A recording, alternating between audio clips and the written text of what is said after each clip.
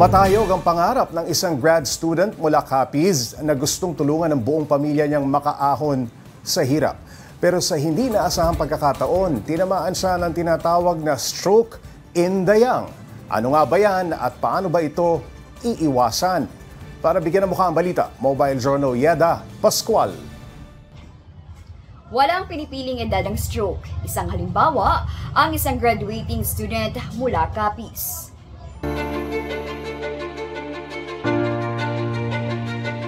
Hindi pa nagigising mula ng ma-stroke noong April 16 ang 21 anyos na si Lance.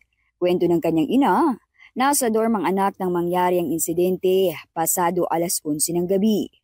Nagreklamo daw noon si Lance na masakit ang kanyang ulo. Sabi ng mga ka-wordmate niya, magpahinga ka muna, dito ka lang muna. Tapos, nanghina na daw po siya, nalaglag na daw po yung kabilang pisngi niya.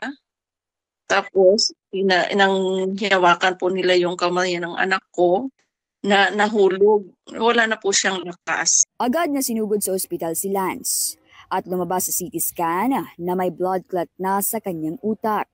Isinailalim agad siya sa dalawang magkasunod na operasyon para i-drain ang namuong dugo sa utak. Ayon kay Dr. Alejandro Diaz, isang neurologist, tinatawag na stroke in the young ang nangyari kay Lance. Isa sa mga tinitin namin kadalasan kung may sakit sa puso, kung may butas sa puso, kung mayroong abnormal na ugat or blood vessel problem. Sa ngayon, yung lifestyle kasi, hypertension, diabetes, bad cholesterol, smoking, and of course alcohol, saka mga drugs, mga bawal na gamot. Kahit hindi pa nagigising, nagagawa naman daw ni Lance na ikisap ang mga mata at igalaw ang mga paa. Pero tinapat daw sila ng doktor sa kung ano ang maaaring mangyari kay Lance. Kung sakali po na magising siya, alagain ng para pong latang gulay. Graduate po sana siya ngayong June. Napakasakit mo. Kasi ang laki ng pangarap niya sa amin ng papa niya, ng mga kapatid niya. Pag-aaralin niya pa yung mga kapatid niya. Case-to-case basis daw ang stroke in the young. Pero kadalasan, mataas naman daw ang tsansa na makarecover ang pasyente.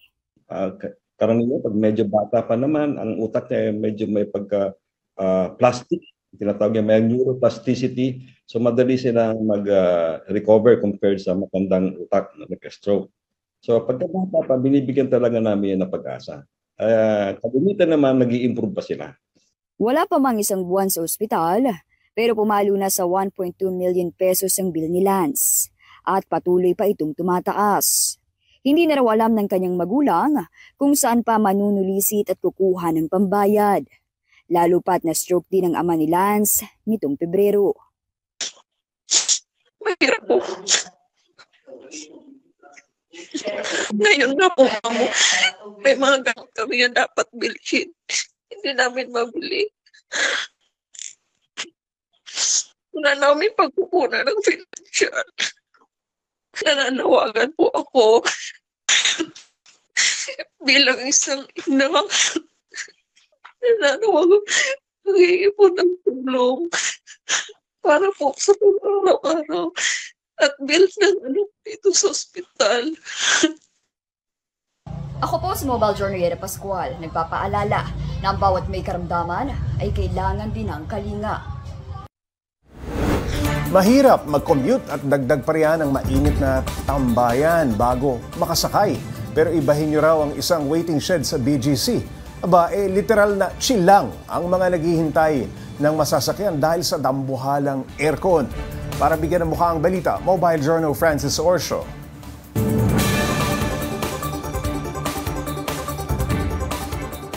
Narinig niyo na siguro yung linyang, isarado mo yung pinto, lalabas ang aircon. Pero paano kung literal na nasa labas na yan ngayon? Sa dulong kalye ng First Avenue sa Bonifacio Global City o BGC sa Taguig, agaw pansin ang higanteng aircon na naka-install sa isang waiting shed o bus stop. Sa una, iisipin mong design lang yan. Sino ba naman kasing magkakabit niyan at ang palalamigin ay open area? Pero hindi lang yan for aesthetic. dahil nagbubugayan ng refreshing cool air para sa mga nakaupo sa waiting shed at naghihintay ng masasakyan. Ang commuter nga na si Alex, dito na tumambay habang hinihintay ang bus. Relaxing siya kasi during this time, alam naman natin na yung climate is sobrang init. So helpful siya sa mga commuters like me. While sitting here, makakapag-relax ka kasi may aircon. Paano naman nangyari na nagkaroon ng higanting aircon dyan? Nito lang nakaraang linggo nang i-install yan ng air conditioner brand na Carrier sa bus stop bilang bahagi ng kanilang marketing stand. Pero ang malamig na hangin, hindi sa mismong malaking aircon vent lumalabas, kundi sa mga maliliit na butas na nasa ilalim ng bubungan ng waiting shed. Sinlamig din ng aircon ang hangin dahil may refrigerant na ginagamit tulad ng nasa totoong air condition unit. Solar energy naman ang primary source ng kuryente dito at ma-e-enjoy ang malamig na hangin from 6 a.m. to 10 p.m. Nandito tayo sa mismong waiting shed na may higanteng aircon and in all fairness, malamig ang hangin. Saktong-sakto sa mainit at maalinsakang panahon ngayon.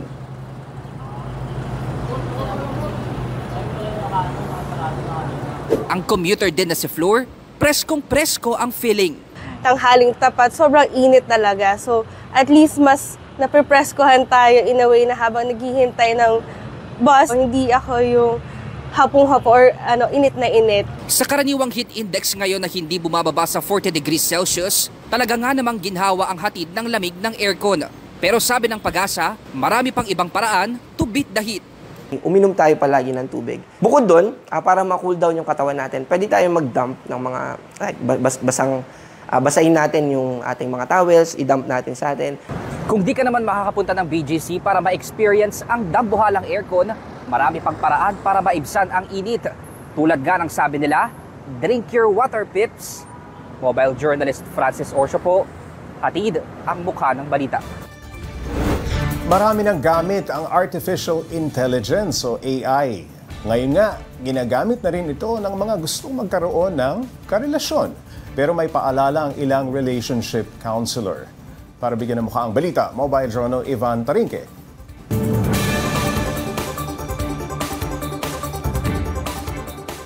Marami tayong mga kapatid na nahihirapan o natatakot na muling pumasok sa relationship. Kaya naman, ang nahanap ng sagot ng iba, humanap ng AI at ibigin ng tunay? Sa mabilis na pag-usa ng teknolohiya, dumarami na ang mga bagay na ginagamitan ng Artificial Intelligence o AI. Pero hindi na lang daw ito nakakatulong sa pag-aaral o kaya sa trabaho. Hindi na lang din nagiging tulay sa paghahanap ng makakarelasyon. Dahil ito raw mismo, pwedeng maging jowa. Aba, ito ang video na napanood ko. Talagang may kilig sa usapan. Can you make me kilig? The first time I laid eyes on you, I thought, well, dang, if this isn't what they write songs about, I don't know what is. Pero ang kausap niya, AI lang pala. O di ba? Ang tawag ng mga Gen Z sa galawan ni AI, punong-puno ng riz o charisma. Aba, syempre, sinubukan ko na rin ito gawin. No, what would you do? I saw you walking at the mall with someone. Ito naman ang sagot niya. I understand why you'd feel upset seeing that, but holding hands doesn't necessarily mean anything romantic. It could still be a misunderstanding or a friendly gesture. Parang red flag ah. Ikaw ang gagawa ng prompt kung ano ang personality at kung paano ka kakausapin ng AI. Kung gusto mo medyo bad boy, go. Pero kung gusto mo, baby boy, na good boy, siya na ang bahala sa'yo. Pero paalala lang, maaari daw itong makagawa ng expectation na baka hindi ma-achieve. We have this problem-solving mind, the logical mind, that says, well, you can be in a relationship na never ka masaktan, na walang away. Well, good luck with that rule. Kaya hinahinay muna sa paggawa ng guy o girl of your dreams. Baka kasi, mahirapan ka na makipag-date in real life.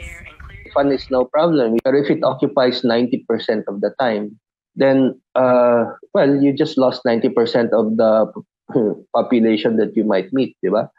Walang perpektong relasyon dahil hindi may iwasan ang minsang away o tampuhan. Pero, ang sabi nga nila, walang mas tatamis sa tunay na pagmamahal. Mobile Journal, Ivan Tarinque po hatid ang mukha ng balita.